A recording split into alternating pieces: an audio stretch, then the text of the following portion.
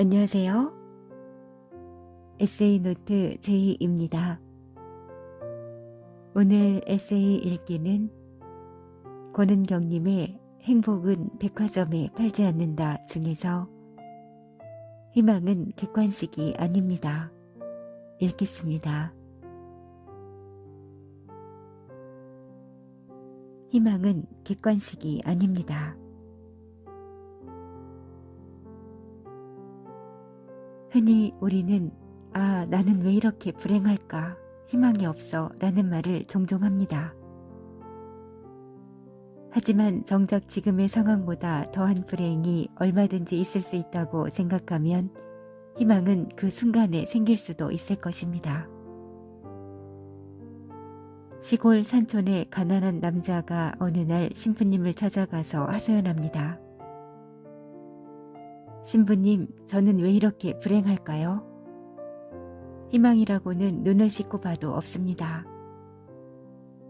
코딱지만한 집에 애기 셋이나 주렁주렁 달렸고 마누라는 매일 바가지만 긁어댑니다.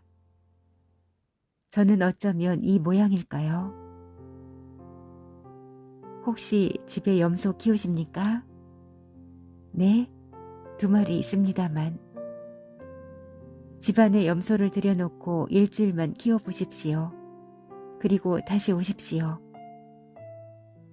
남자는 집으로 돌아가서 집안에 염소를 들였습니다. 그리고 일주일 뒤 다시 신부님을 찾았습니다. 신부님, 이게 뭡니까? 염소가 여기저기 똥을 싸고 신문이고 책을 씹어먹어서 난리가 났습니다. 미치겠습니다. 집에 닭은 있습니까? 네, 한 10마리 있습니다만. 닭도 집안으로 들여서 키우십시오. 이번에는 3일 뒤에 와보십시오. 남자는 신부가 무언가 대단한 비법을 전해주었다고 굳게 믿고 이번에도 집으로 돌아가서 닭을 집안에 들였다. 그리고 사흘이 지났다.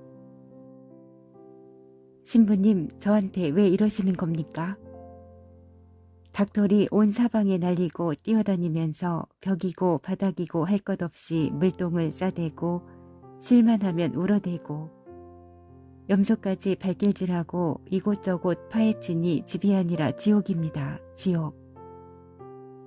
그럼 오늘은 돌아가서 염소와 닭을 예전처럼 밖으로 내놓고 청소를 깨끗하게 하고 아이들을 씻기고 부인과 아이들과 함께 저녁을 드세요.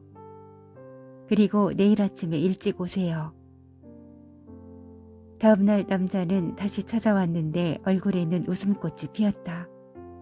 그리고 이렇게 말했다. 신부님, 집이 아주 그냥 천국입니다. 더 절망해보면 희망은 생각보다 가까이에 있다는 것을 알 수 있습니다. 희망차게 생각하고 흥얼거려 보세요. 돈이 없는 것이 절망이라면 벌면 되고, 잘못이 있으면 고치면 되고, 안 되는 것이 있으면 되게 하면 되고, 모르는 게 있으면 배우면 되고, 부족하면 메우면 되고, 골골대면 운동해서 건강해지면 되고, 앞이 막막하면 눈을 크게 뜨고 불을 켜고 조심해서 걸으면 될 것입니다. 희망은 누가 주는 것이 아니라 본인이 등잔 밑에 놔둔 것을 다시 찾는 일입니다. 그리고 그 희망은 모든 사람이 똑같지 않은 상대적인 것입니다. 위암 환자는 맛있는 음식을 먹어보는 것이 희망입니다. 치질 환자는 똥 한 번 시원하게 누는 것이 희망입니다. 허리 디스크 환자는 허리 한번 제대로 펴고 걷는 것이 희망입니다. 수줍은 사람은 멋있게 사랑 고백 한번 해보는 것이 희망입니다. 이 중에 당신이 해본 것이 있다면 당신은 벌써 그 사람의 희망을 이룬 대단한 사람입니다. 집 나간 희망은 긍정과 적극적인 사람이 되면 옆으로 찾아옵니다. 그러니 당신이 지금 어떠한 상황에 부닥쳐 있든지 간에 웃고 긍정적인 자세로 무언가 하려고 하면 희망이 언제인지도 모르게 옆에 와 있을 것입니다. 기쁜 얼굴, 밝은 인사, 재미난 이야기.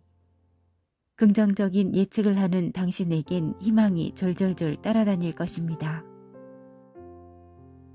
희망은 실패에 지거나 주춤하는 사람을 정말 싫어합니다. 그런 사람에게는 천천히 멀어집니다. 홈런왕이란 이름으로 기억되는 베이브 루스는 메이저리그에서 22시즌을 뛰는 동안 통산 714개의 홈런을 기록했습니다. 하지만 사람들은 그가 무려 1330여 회에 달하는 삼진 아웃을 당했다는 사실은 잘 모릅니다. 삼진을 당한 타자의 마음은 삼진을 당해본 사람만이 알 것입니다.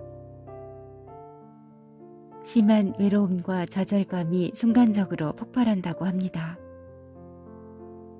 그것을 1000번 넘게 겪었으니 어쩌면 정신적으로 붕괴가 오려고 했을지도 모릅니다.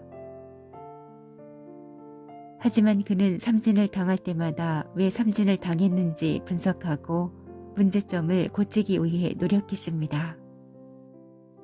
1330회의 실패가 714회 홈런이란 성공의 어머니가 된 것입니다. 이탈리아 태생의 명지휘자였던 토스카니니. 그의 지휘자 데뷔는 정말 드라마 그 자체입니다. 당시 그는 소속된 오케스트라에서 첼리스트로 연주하고 있었습니다. 악단과 지휘자의 대립, 가수들의 파업 등으로 공연 자체가 멈춘 사면 초가의 상태에서 당시 악보란 악보는 모조리 외우고 있던 그를 만장일치로 지휘자로 올려보내면서 명지휘자는 만들어집니다. 그리고 객석은 거침없는 지휘에 넋이 나가서 기립박수를 쳤다고 합니다.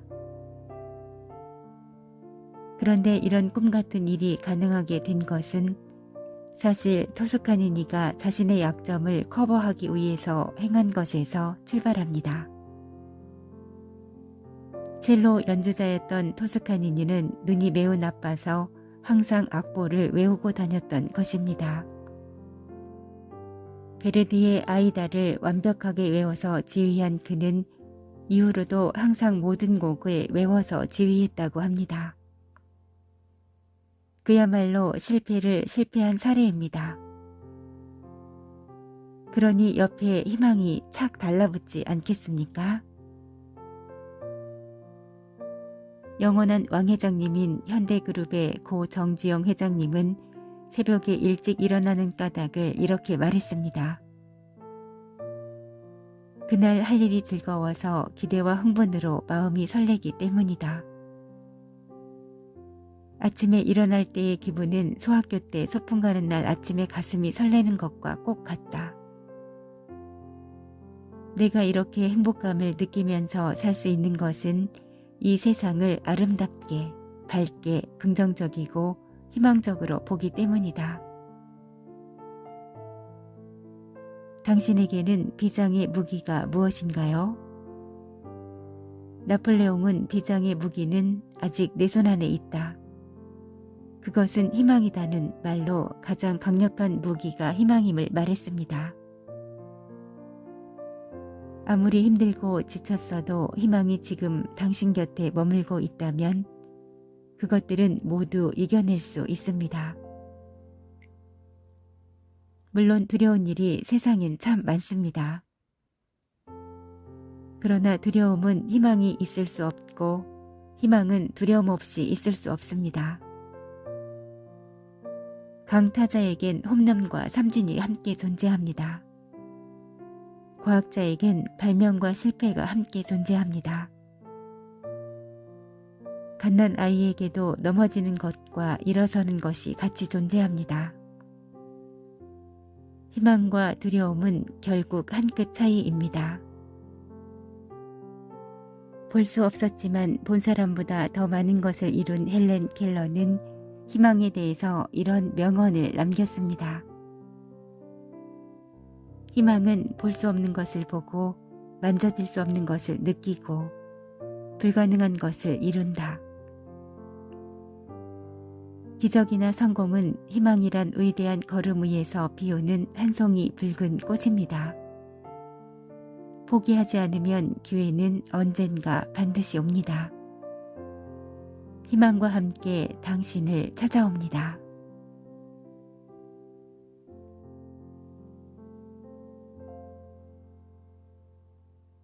오늘 에세이 읽기는 여기까지입니다. 오늘도 함께 해주셔서 고맙습니다.